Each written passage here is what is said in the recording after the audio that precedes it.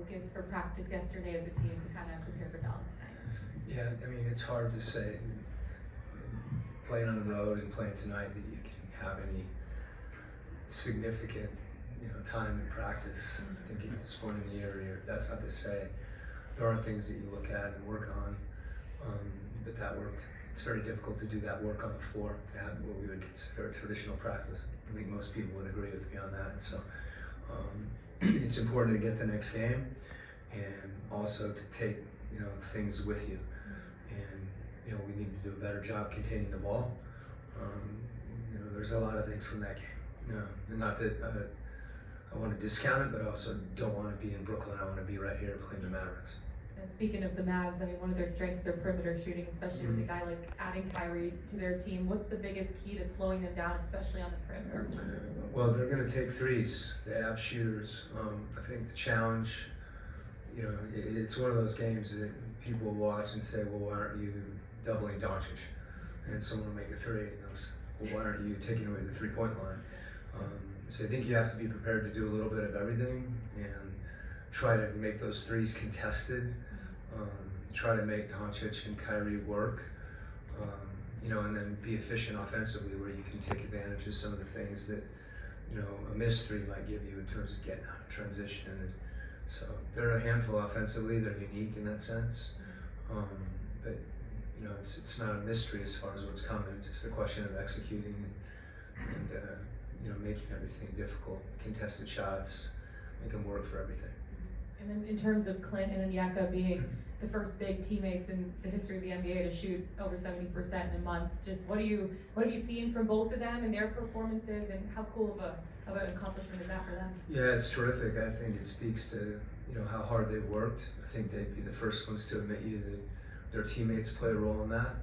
I think the way that they've embraced the offensive glass, it's been a great thing for us. And it's one thing to get offensive rebounds, it's another thing to finish them. So their ability to convert those opportunities into second chance points, or their ability to finish at the rim and catch lobs and run, there's a lot of ways that those field goal percentages get lifted, and it's a credit to both of them.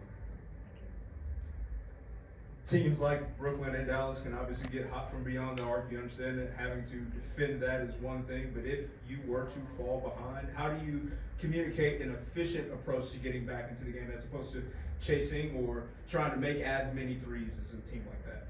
Well, I'd be happy if we made like 30% instead of 15%. So that's part of it. It's very difficult to say you're going to not do something because it's not going well if it's the right thing to do. We've got guys with open looks that need to take them, and there's going to be games like that. Those are the games, ideally your defense can get you through. We were in good shape at the end of the first and second, and the third quarter the wheels came off a little bit. We're talking about Brooklyn again though, but you wove it into tonight. So yeah, no, I think there's, getting to the foul line can be, when you aren't having a good shooting night, how do you score? I mentioned the offensive rebounds. I said, getting to the free throw line. One of the challenges is if they are scoring, it limits your ability to get easy baskets. So I think that's the comeuppance you need on the defensive end when that's going on. Really, especially when a team's shooting well, that you not have breakdowns where they get easy shots. And getting them back in the game usually requires a little bit of everything. And making a few, getting in the line, getting stops is a pretty good formula. So hopefully we'll do that whether we're ahead or behind. Seeing that DeAndre ruled out yesterday for today's game, yeah. How do you approach him going forward, knowing the time crunch you're in? Well, he's a unique player, and a very important player for us because of his ability to take on a defensive matchup as well. I think you could feel that with Bridges in the Brooklyn game. We have another game like that tonight. We've got to have other guys that are ready to fill that role, on the perimeter defensively, and many of the things, he does so many things for us with his versatility. So time for everybody to come together. That's what this time of year is about, and hopefully get him back as soon as possible. I had a question about locker room leadership. In your previous coaching stint with the Jazz, George Niang was someone who's regarded as a a leader on your team. What was his impact on that team in terms of being a leader, and how important is it to have like role players that do provide leadership? Yeah, I think those types of players usually lead by how they embrace their role. In George's case,